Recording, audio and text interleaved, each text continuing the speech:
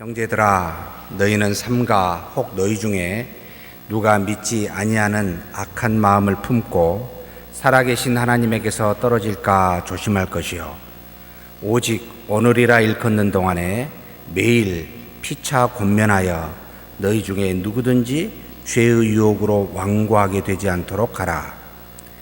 우리가 시작할 때 확신한 것을 끝까지 견고히 잡고 있으면 그리스도와 함께 참여한 자가 되리라. 성경에 일렀으되 오늘 너희가 그의 음성을 듣거든 경노하시게 하던 것 같이 너희 마음을 완고하게 하지 말라 하였으니, 듣고 경노하시게 하던 자가 누구냐? 모세를 따라 애굽에서 나온 모든 사람이 아니냐? 또 하나님이 40년 동안 누구에게 노하셨느냐? 그들의 시체가 광야에 엎드러진 범죄한 자들에게가 아니냐? 또 하나님이 누구에게 맹세하사 그의 안식에 들어오지 못하리라 하셨느냐? 곧 순종하지 아니하던 자들에게가 아니냐? 이로 보건대 그들이 믿지 아니함으로 능히 들어가지 못한 것이라. 지난 수요일 날 히브리서 3장 1절에서 12절을 보았습니다. 대제사장이신 예수를 깊이 생각하십시오. 주의 깊게 집중하십시오. 왜냐하면 그분은 하나님이시여 하나님의 아들이십니다. 잠시 동안 천사보다 못하게 오셔서 우리 육신을 입고 와 우리와 같이 썩어질 것이 되어 십자가에 고난 받으신 것은 우리를 구원하시려 마귀를 멸하시려 함이기 때문입니다. 그래서 마치 모세보다 주 예수 그리스도께서 훨씬 더 영광 받으실 뿐만 아니라 집 지은 자가 집보다 훨씬 더 영광스럽듯이 종보다 집 주인의 아들이 훨씬 더 귀하듯이 우리 주 예수 그리스도는 그와 같은 분이시니 그분만 집중하십시오. 그래서 한때 믿었던 유대교 율법에서 이제 떠나 믿음을 가졌는데 다시 환난과 어려움과 핍박이 온다 하여 다시 옛날로 돌아가시겠습니까? 그러지 마십시오. 그러면서 6절에 우리가 그의 집인데 우리가 소망의 확신과 자랑을 끝까지 굳게 잡읍시다. 이것을 지금 히브리서 기자인 바울이 유대인 기독교인들에게 간곡히 부탁합니다. 그러면서 과거 우리 조상이, 우리 이스라엘의 믿음의 조상이 완고한 마음을 우리 기억하십시다. 하나님이 말씀하실 때 완고하게 마음을 갖지 마시고, 우리는 원래 성령으로 말미암아 부드러운 마음을 소유한 자이니 우리 스스로 마음을 완고하게 하여 하나님의 말씀을 거역하지 마십시오 라는 권면을 지난 수요일날 함께 나눴습니다.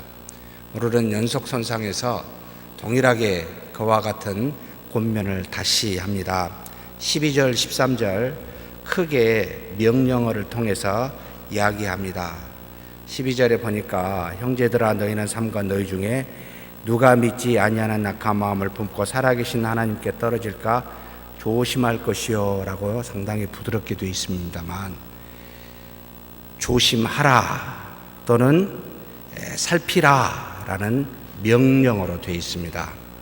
무엇을 살펴야 됩니까? 너희 중에 믿지 아니하는 악한 마음을 품는 것, 이것은 무엇과 같은 거 아니니?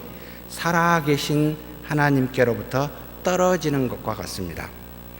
살아계셔서 역사하고 계시는 하나님은 죽고 하늘에만 계시는, 그래서 우리가 이 땅에 마음대로 은혜를 받고 살아가서 나중에 하나님 앞에 가서 심판받은 그 정도의 떨어져 계시는 하늘에 계신 하나님이 아니고 우리 가운데서 역사하여 동행하시며 모든 것을 보고 계시는 살아 움직이는 반응하는 하나님에게서 떨어지는 마음, 무엇입니까?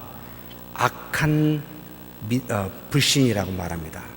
하나님을 믿지 아니하는, 이와 같은 동행하시는 하나님을 믿지 아니하는 악한 마음, 이것은 하나님에게서 떨어진 마음이라는 거 표현하고 있는데, 이것을 여러분 주의하십시오. 그런데 그 주의할 대상이 누구냐면 우리 자신만을 말하고 있지 않습니다. 뭐라고 되어 있냐면, 형제들아 너희가, 복수입니다. 삼가 너희 중에 라고 해서 누가, 그러면 자신도 봐야 되고 주변의 믿음의 형제 중에 누군가 악한, 하나님을 믿지 않는, 그래서 살아계신 하나님으로부터 떨어지는 일이 있는지 자세히 살펴보십시오. 우리 자신과 믿음의 형제 중에 불신으로 말미암아 하나님께서 떨어져 있는 자가 나든 누구든지 있는지를 살펴보라 라고 지금 이야기하고 있습니다. 첫 번째 명령이고, 두 번째 명령은 13절에 나옵니다. 오직 오늘이라 일컫는 동안에 매일 피차 권면하여 너희 중에 누구든지 죄의 유혹으로 완고하게 되지 않도록 하라 라고 나옵니다. 이건 조금 우리 번역으로 권면하라라는 표현이 좀 맞습니다. 파라칼레오라고 하는데, 파라칼레오는, 파라는 함께, 가까이, 칼레오는 말하다, 대화하다. 함께 말하십시오. 가까이 있어서 대화하십시오. 권면하다라는 말에 우리 용어를 쓰고 있습니다. 여러분, 무엇을 권면해야 되냐면, 먼저 서로 하나님께서 우리 중에 서로 하나님의, 그러니까 죄의 속임수로 완고해지지 않도록 권면하십시오. 자, 죄를 짓게 되면 마음이 어떻게 됩니까? 완고해진다라고 말합니다. 죄는 반드시 우리가 스스로 나는 완고해져야 돼 라고 해서 되는 것이 아니라, 하나님을 떠나 우리 육신에 따라 이 땅에 있는 것을 추구하는, 영의 것이 아닌 세상의 물질의 것을 추구하는 이 죄의 속성을 갖게 되면 우리 마음은 저절로 완고해집니다. 누구한테 완고해지겠습니까? 하나님의 말씀을 듣지 아니하는, 하나님께, 하나님의 말씀을 경청치 아니하는 완고해지는 마음이 죄를 짓게 되면 당연히 갖게 됩니다. 그래서 이것을 뭐 하라고요? 살펴서 그러지 아니하도록 권면하라는 겁니다. 그렇게 되는 일을 막으라는 겁니다. 근데 죄의 유혹이라고 되어 있는데, 죄의 속임수라는 거죠. 죄는 항상 우리에게 굉장히 달콤하게 열매가 좋을 것이라고 유혹하고 속입니다. 그래서 이것이 좋다, 하나님의 말씀보다 이 땅의 것이 좋다라고 유혹하는, 우리를 이끄는 속성을 갖고 있습니다. 그런데 그것을 하게 되면 하나님께 향한 마음이 완고해져서 그 말씀이 들려지지 않고 경청하지 않는 그와 같은 자세로 우리 자신도 모르게 바꿔져 있게 됩니다. 그래서 죄에 대해서 여러분 잘 살펴서 그런 일이 있는지 없는지, 혹 있다면 가까이 가서 이야기하십시오. 권면하십시오. 그렇지 아니하면 완고해지기 때문에, 그래서 우리한테 두 가지를 명령했습니다. 먼저 살피라. 자신과 믿음의 형제의 악한, 하나님을 믿지 않는 일이 있는지 살피고 죄의 유혹에 빠져 있는지를 살펴라. 그런 게 있다면 권면하라. 두 번째 이야기하는 겁니다. 우리는 홀로 이 땅에서 살 수가 없습니다. 하나님의 도우심으로 삽니다. 그런데 하나님의 도우심으로 살아도 수많은 주변에 세상이 하나님을 믿지 아니하는 곳으로 가기 때문에 우리는 스스로 그 안에서 수많은 연약함 때문에 넘어질 수 있어서 교회라고 하는 공동체가 존재합니다. 그래서 이 공동체 안에서 살피고 권면함으로 죄를 떠나 하나님을 믿는 믿음 안에서 살 수 있도록 지속적으로 그렇게 가라. 이것이 그리스도를 깊이 생각하고 이 땅에서 우리가 하나님의 집으로서 마땅히 해야 될 우리의 자세라고 가르치고 있습니다. 사랑하는 성도 여러분, 살피십시다. 남만 살피는 것도 문제가 되고 자신만 살피는 것도 문제가 되고 우리 형제 자매 모두를 살피고 자신을 살펴야 됩니다. 그래서 불신, 악한 불신이 있는지를 살펴야 되는데 또 죄의 유혹에 빠져 있는지를 살펴야 되는데 그런 것이 발견이 된다면 여러분 큰 소리 치지 마시고 가까이 가세요. 파라칼레오, 가까이 가서 이야기하라는 거예요. 눈높이에 가서 이야기하라는 겁니다. 권면하라는 겁니다. 그 죄에서 떠나도록 인도해 주라는 겁니다.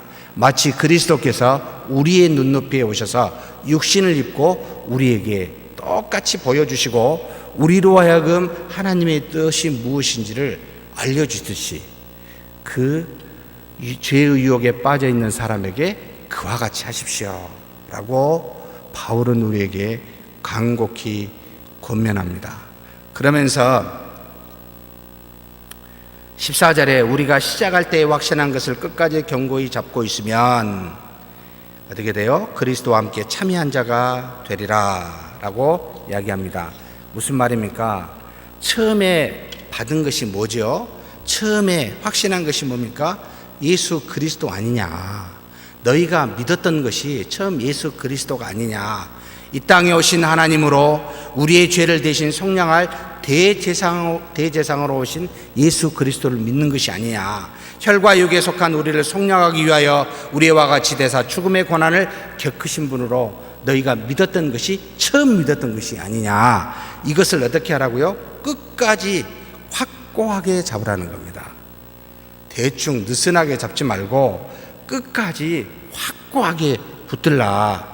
중간에 환경의 변화가 오고 또 원치 않는 고난이 오니까 이거 안 되겠네, 다시 유대교로 돌아가야 되겠네 라고 생각하지 말아라. 이 땅에 살다가 보면 자본주의 사회에 있다 보니까 교회에서 빵이 나오냐 떡이 나오냐 열심히 일하여 돈을 버는 것이 이 땅에서 가장 행복한 게 아니냐 라고 말하는 세상의 수많은 소리에 여러분 유혹되지 말고 끝까지 붙잡으라 라고 지금 바울은 사실 그때나 지금이나 동일하게 말씀을 통하여 권면하고 있습니다. 여러분 처음 받은 이 믿음을 끝까지 잡고 가는 저와 여러분이 되었으면 좋겠습니다. 이제 한번 믿었으니까 또 적당히 또 이것도 해야 되지 않습니까? 저것도 해야 되지 않습니까? 라고 하는 그리스도 외에 또 다른 알파를 수없이 세상은 우리한테 말합니다.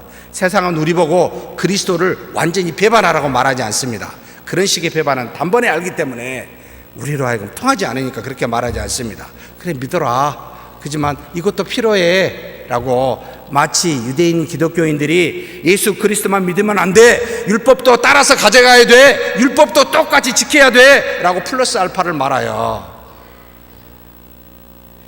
헬라 기독교인들에게 짐을 지우고 그리스도를 믿는 믿음에서 여러분 떠나게 하는, 그래서 믿음에서 무엇을 더하거나 믿음에서 하나를 빼면 온전한 믿음이 되지 못하여 떠나는 우를 범하게 됩니다.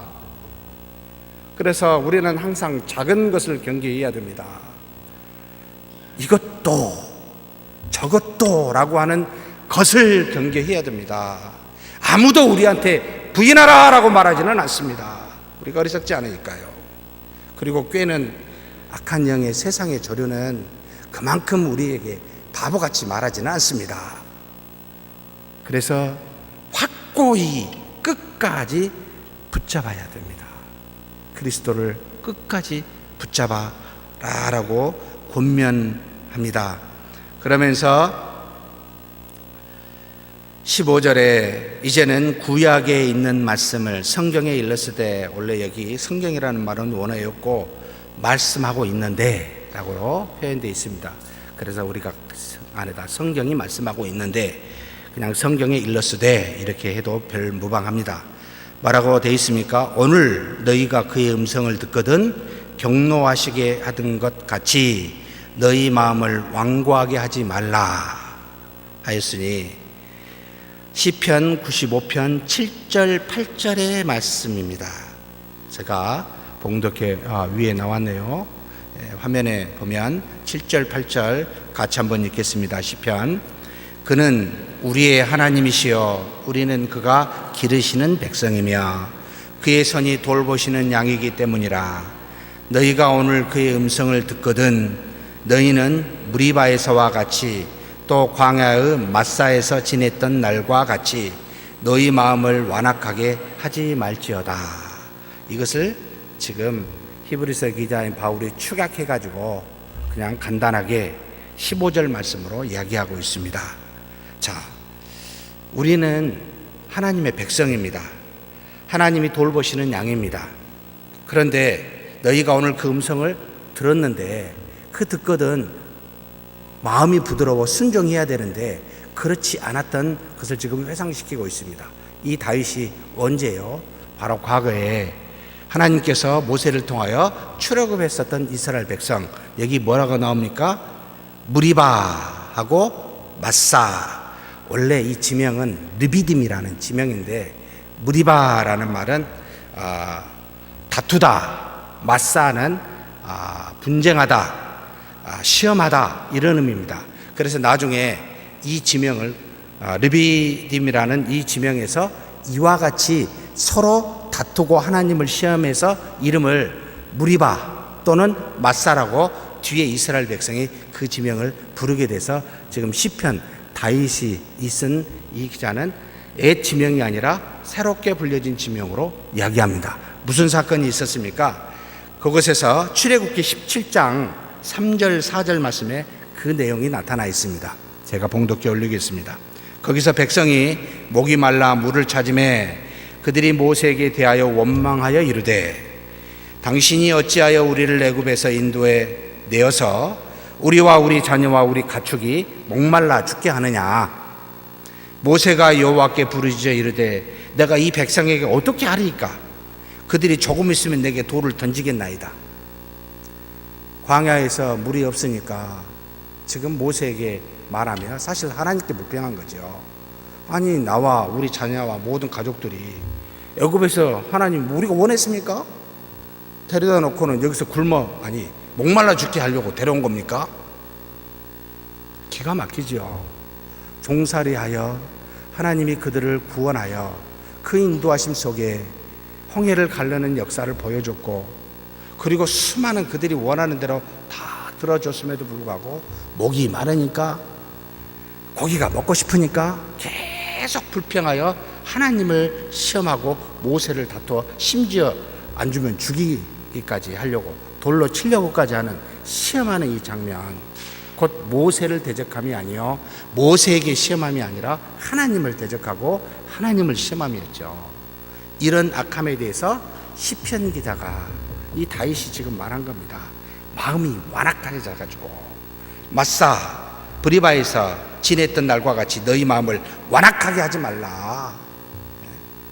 지금 똑같이 히브리서 기자가 지금 이 신약 시대에 히브리 기독교인들이 다시 돌아가고자 하는 그 완악한 마음을 향하여 경고하고 있는 겁니다. 사랑하는 성도 여러분, 우리가 죄를 짓게 되면 이와 같이 하나님의 말씀을 과거 이스라엘 백성이 그 하나님 앞에 광야에서 범죄함과 같이 완악함과 같이 그렇게 완악한 자가 되고 만다는 겁니다. 그래서 16, 17절에 이야기합니다. 듣고 경록케 하는 자가 누구냐? 하나님을 경록케 한 자가 누구냐는 거예요. 그때 모세를 통해 애굽에서 나온 모든 사람들이 아니냐? 또 하나님이 40년 동안 누구에게 노하셨느냐? 그들의 광야에서 엎드러졌던 범죄한 자들에게 아니냐? 모든 한마디로 하나님이 택하여 애굽에서 나오게 했었던 모든 사람이 아니냐는 거예요. 하나님의 백성이라는 뜻입니다. 다 광야에서 엎드러져 죽은 자들, 하나님을 노엽게 완악하게 함으로 노엽게 했던 자들이 아니냐. 그러면서 과거의 경험을 상기시키고 있으면서 너희도 알다시피 과거 우리의 선조들이 이렇게 했기 때문에 왕감 때문에 40년 동안 광야에서 결국 가나안 땅에 들어가지 못하고 전부 다 광야에서 엎드러져 죽은 자들이 되지 않았느냐라고 해서 그들의 완악함을 보여주고 우리에게 경고하고 있습니다. 그러지 말라고요. 그러면서 18절에 하나님이 누구에게 그의 안식에 들어오지 못한다고 맹세하셨느냐. 하나님의 안식에, 하나님의 나라에 들어오지 못한다고 말씀하셨느냐? 무서운 말이죠. 누굽니까? 18절 읽어보겠습니다. 굉장히 중요한 표현이기도 하고 굉장히 조심스러운 표현이기도 합니다. 다 같이 한번 읽겠습니다. 18절. 또 하나님이 누구에게 맹세하사 그의 안식에 들어오지 못하리라 하셨느냐? 곧 순종하지 아니하던 자들에게가 아니냐. 이 순종이라는 말이 굉장히 우리로 하여금 헷갈리게 합니다. 하나님을 믿는 우리가 불순종을 했어요. 그리스도를 믿는 우리가 불순종을 했어요. 그러면 하나님의 안식에 들어가지 못하겠네요. 여러분 이런 말씀 보면서 그냥 넘어가십니까? 저는 이게 뭐지? 나 불순종한 게 되게 많은데 이게 큰일 났네.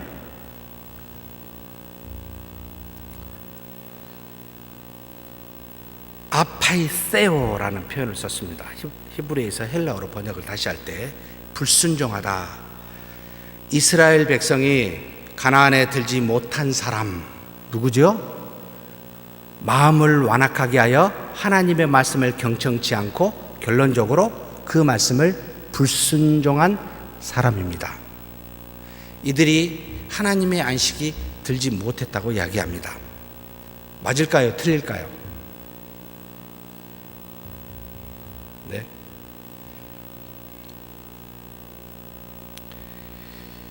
율법은 구약의 이스라엘의 한마디로 아브라함의 혈통으로, 그러니까 피로입니다. 택함을 받은 이스라엘 백성을 율법은 그들에게 무엇으로? 하나님께 믿음으로 가도록 요구했던 것이 아니라 무엇으로 요구를 했죠? 그 말씀에 순종하는 행위로 하나님을 따라가도록 요구했었습니다. 그리스도를 믿는 믿음으로 그때부터 요구한 것이 아니라 하나님의 말씀이 이러하다. 내 뜻이 이러하다. 그러니 너희는 이 말씀을 듣고 지켜라. 순종해라. 그렇지 아니하면 순종치 못하면 어떻게 해야 됩니까? 제사법을 만들어 놨으니까 3대 절기 때는 이스라엘 20세 이상은 꼭 와야 되고 매일 아침과 저녁으로 하나님 앞에 제사를 드려야 되고 또 모든 백성의 죄를 위해서 1년에 한 번은 대제사장이 지성소에 들어가서 죄사함을 받아야 되고 라고 하는 제사법과 함께 또는 너희들이 이와 같은 나의 뜻이 있으니 십계명과 더불어 수많은 율법의 규례들과 계명들을 주므로 지켜 행하지 아니하면 너희들은 끝날 것이다. 심지어 불순종했었던 그들에게 하나님의 약속의 땅에 이르지 못한 그들에게 무슨 말을 굉장히 많은 율법에서 너희 백성 중에서 너희가 끊어지리라는 말을 상당히 많이 합니다. 예를 들어서 출애굽기 31장 14절 말씀입니다. 너희는 안식일을 지킬지니 이는 너희에게 거룩한 날이 됨이니라. 그날을 더럽히는 자는 모두 죽일지며 그날에 일하는 자는 모두 그 백성 중에서 그 생명이 끊어지리라. 안식일을 지키지 않으면 어떻게 돼요? 이스라엘 백성에서 끊어집니다. 아브라함의 후손이 되지 못한다 이 말입니다. 이것만 말한 게 아닙니다. 굉장히 많습니다. 레위기 7장 21절입니다. 만일 누구든지 부정한 것, 곧 사람의 부정이나 부정한 짐승이나 부정하고 가증한 무슨 물건을 만지고 여호와께 속한 화목제물의 고기를 먹으면 그 사람도 자기 백성 중에서 끊어지리라. 부정한 거 만져가지고 회개 안 하면 끊어지고 또 뭐요? 화목제물을 잘못 먹으면 끊어지고 굉장히 많은 구약의 율법 중에 백성에서 끊어질 말을 무지하게 많이 합니다. 율법은 한마디로 이스라엘 백성으로 하여금 순종의 행위로 하나님께 대한 믿음을 드러내라고 요구하신 겁니다. 못할 줄 아시면서. 그래서 그 못할 줄 아시는 길을 해결하기 위해서 뭘 줬어요? 제사법을 줬습니다. 그래서 이스라엘 백성은 한쪽으로는 열심히 행위로 지켜야 되고 불순종일서는 또 열심히 제사법을 해야 됩니다. 이 두 가지를 철저하게 지키지 아니하면 하나님의 백성 중에서 끊어지게 됩니다. 그와 같은 것을 요구했던 것이 불순종함에 대한 하나님의 나라의 안식에 들지 못한 것에 대한 이야기입니다. 그런데 이 불순종이 신약에 들어와서도 그들에 해당이 될까요? 라고 이제 물어봐야 됩니다. 그래서 히브리서 기자는 놀라운 말씀을 19절에 합니다. 19절에 우리 한번 다 같이 읽어보겠습니다. 이로 보건대 그들이 어떠함으로 능히 들어가지 못한 것이라? 정말 놀라운 표현을 씁니다. 아피스티안이라는 말을 써요. 피스테오가 믿는다. 피스티아 믿음. 근데 R을 써가지고 불신앙, 믿지 않음이라는 썼습니다. 앞에는 불순종이라는 말을 18절에 썼어요. 그죠? 순종하지 아니하던 불순종하던 자들에게가 아니냐 해놓고 19절에 지금 다시 과거를 말해놓고 지금의 믿음의 히브리 기독교인들에게 이렇게 행한 것은 결국은 그들이 어찌하지 아니함으로 믿지 아니함으로 능히 들어가지 못한 것이라라고 여러분 결론을 내립니다. 결국은 그 불순종은 불신이다, 믿지 않음에 있다라고 말하고 있습니다. 구약의 불순종은 신약의 불신앙과 같다는 말이에요. 지금 우리는 불순종을 말하지 않고 불신앙을 말합니다. 과거 유대인들에게는 불신앙을 말하는 게 아니고 불순종을 말해야 맞습니다. 그래서 지금은 그것을 일치시켜 놨어요. 이 바울이 왜 이렇게 일치를 시켜놨을까요? 이 말씀을 조금 더 깊이 있게 보려면 헷갈린 말씀을 우리가 한번 봐야 됩니다. 마태복음 7장 21절에서 23절 말씀입니다. 같이 한번 읽겠습니다. 나더러 주여 주여 하는 자마다 다 천국에 들어갈 것이 아니요 다만 하늘에 계신 내 아버지의 뜻대로 행하는 자라야 들어가리라. 좋습니다. 여기까지 한번 봅시다. 자, 이건 지금 예수 그리스도께서 산상수훈 이후에 지금 곁들여서 5장부터 산상수훈이 하는데 예수님의 말씀입니다. 자, 이 말씀을 나더러 주여 주여 하는 자마다 다 천국에 들어가지 아니하고 다만 하늘에 계신 내 아버지 뜻대로 행하는 자라야 들어가리라 했더니 이게 믿음보다는 불순종의 문제를 드러내게 보입니다. 그래 느껴지죠? 더 읽어보겠습니다. 그날에 많은 사람이 나더러 이르되 주여 주여 우리가 주의 이름으로 선지자 노릇하며 주의 이름으로 귀신을 쫓아내며 주의 이름으로 많은 권능을 행하지 아니하였나이까 하리니 그때에 내가 그들에게 밝히 말하되 내가 너희를 도무지 알지 못하니 불법을 행하는 자들아 내게서 떠나가라 하리라. 다 읽어봐도 이거 이 불순종에 해당되는 것이지 불신에 해당되는 말이 아닌 것처럼 보입니다. 그래서 이 말씀을 가지고 우리 개혁주의 학자들이 많은 고민을 갖고 사실 주석들이 많이 있습니다. 자, 먼저 간단하게 봅시다. 지금 명칭을 예수님을 향하여 뭐라고 부르고 있죠? 쿠리에 쿠리에 주여 주여라고 부릅니다. 이 주여 주여는 예수님에게만 해당된 말이었을까요? 예수님이 오셨을 때 이전부터 있었을까요? 이전부터 있었습니다. 히브리어로 아도나이. 하나님 앞에서는 하나님을 향하여 아도나이 불렀습니다. 그리고 하나님께만 부른 게 아니고 종이 주인한테도 주인, 그러니까 주여 주여는 주인님, 나는 종이고 당신은 나의 생명과 몸을 다 주관하는 주인입니다. 이 뜻이에요. 쿠리에 쿠리에라고. 그래서 많은 유대인들이 존칭어로 왕이라든지 어떤 주인, 높은 사람한테 쿠리에란 말을 잘 썼습니다. 특별히 하나님한테도 주여 주여라고 불렀습니다. 이 말이 그리스도를, 여러분 예수님을 지칭하는 말 중에 과연 이것만 말해가지고 거듭난 믿음을 갖고 있는 하나님의 자녀로 인정할 수 있을까요? 없을까요? 네. 자, 우리의 구원받은 자의 열매를 뭐로 하죠? 구원받았음을 뭘로 아십니까?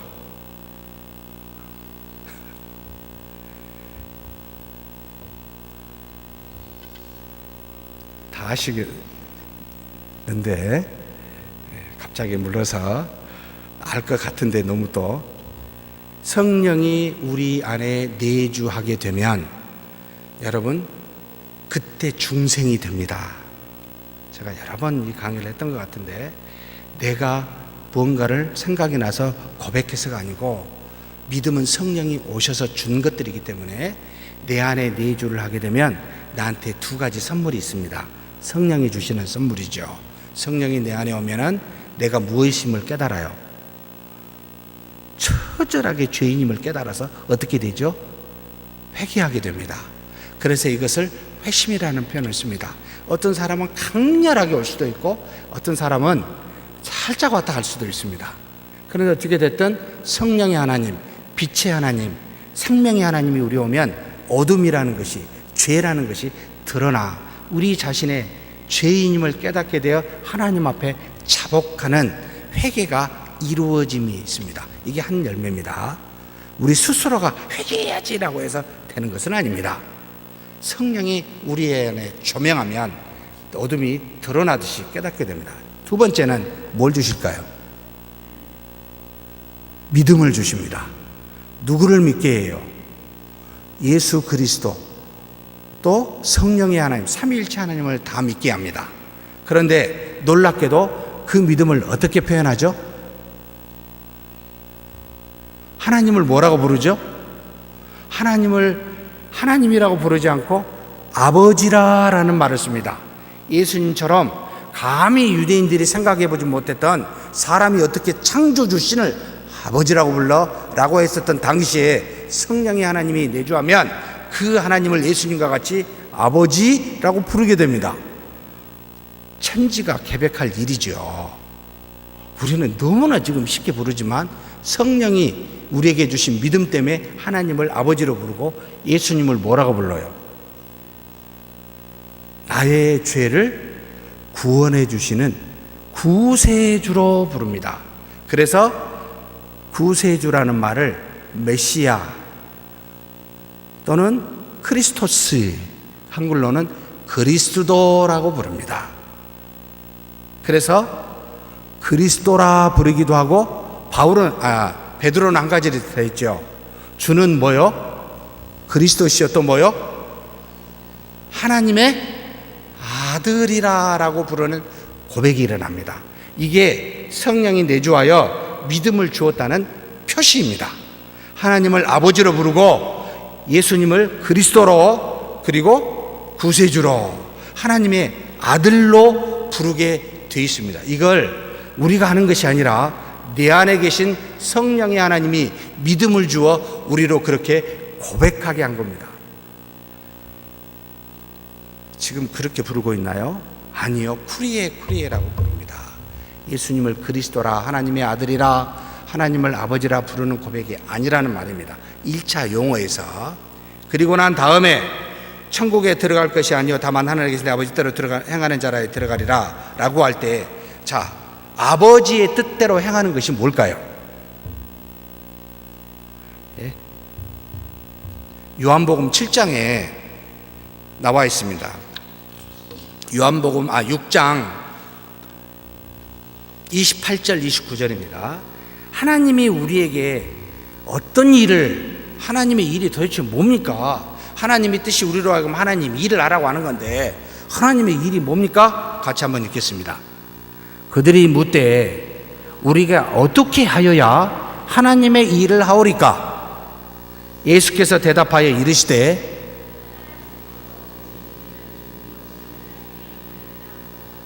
무엇이 하나님의 일이라고요?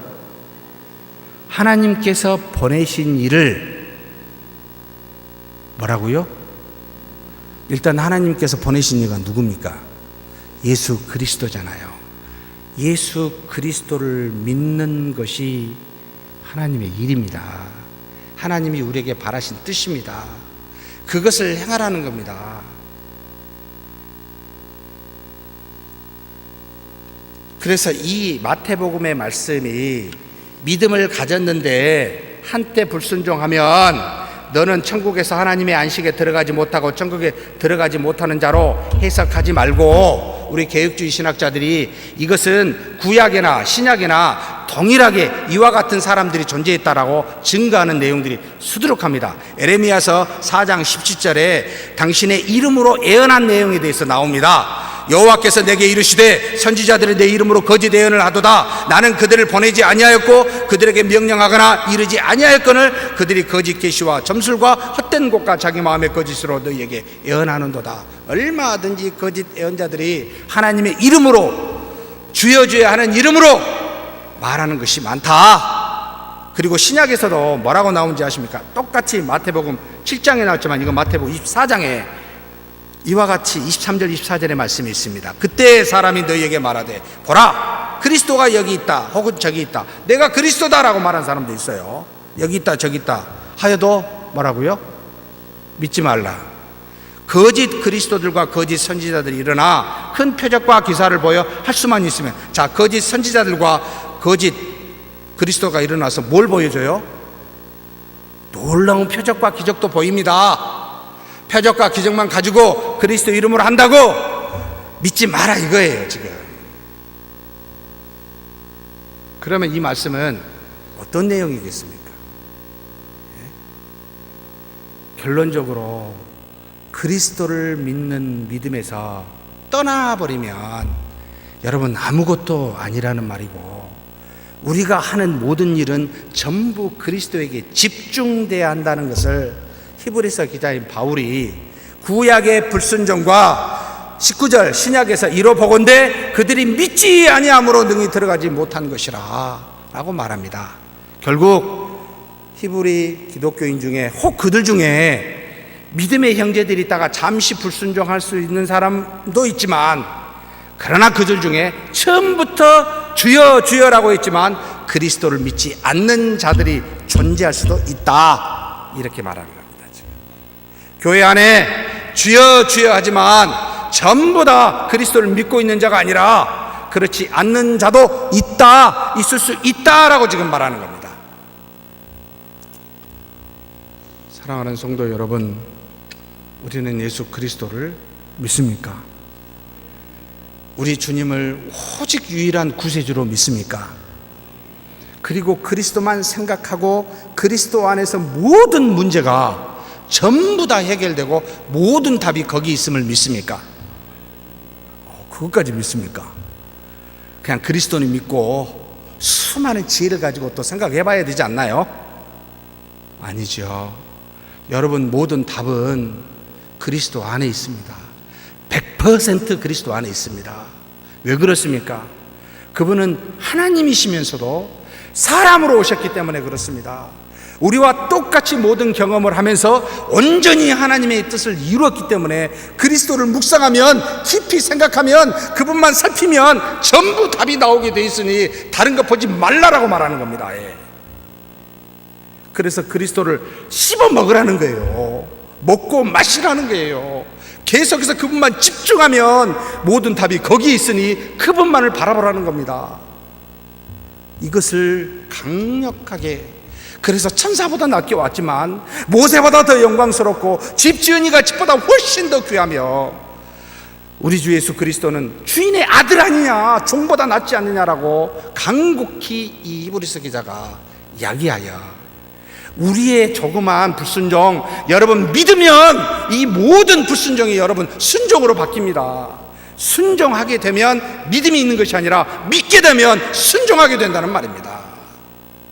이 비결을 계속해서 강조하여 우리 믿음의 선조 개혁주의자들이 그래서 솔라 피데라는 말을 썼습니다. 오직 믿음이라. 행함을 한 번도 이야기하지 않습니다. 행함은 믿음의 바운더리 안에 둬버립니다.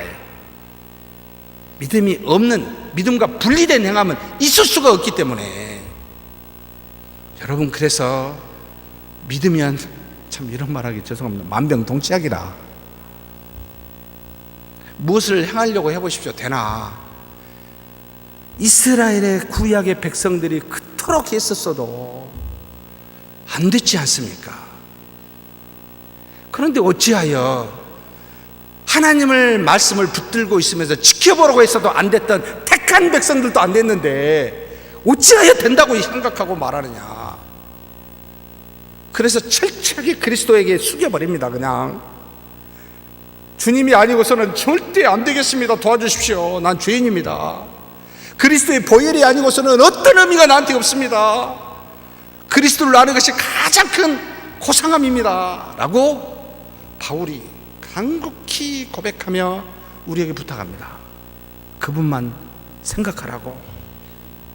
그래서 어쩌면 너무 쉬워요. 복잡하지 않아서 그리스도만 바라보면 돼요.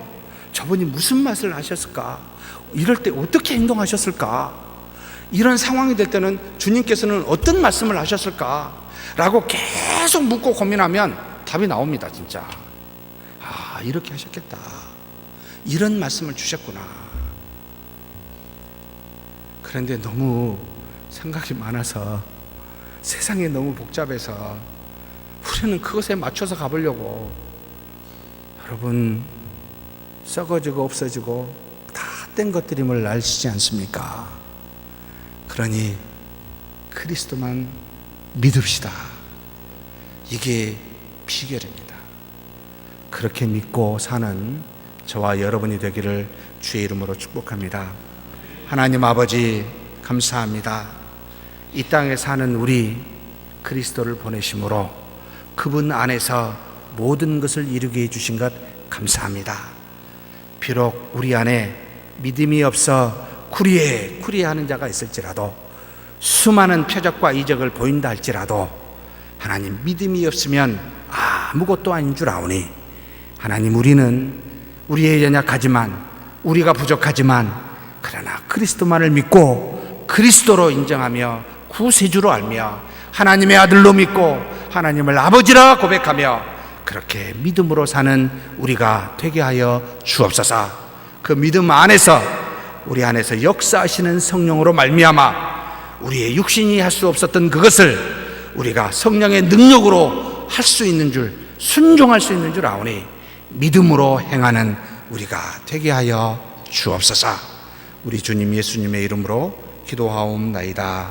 아멘.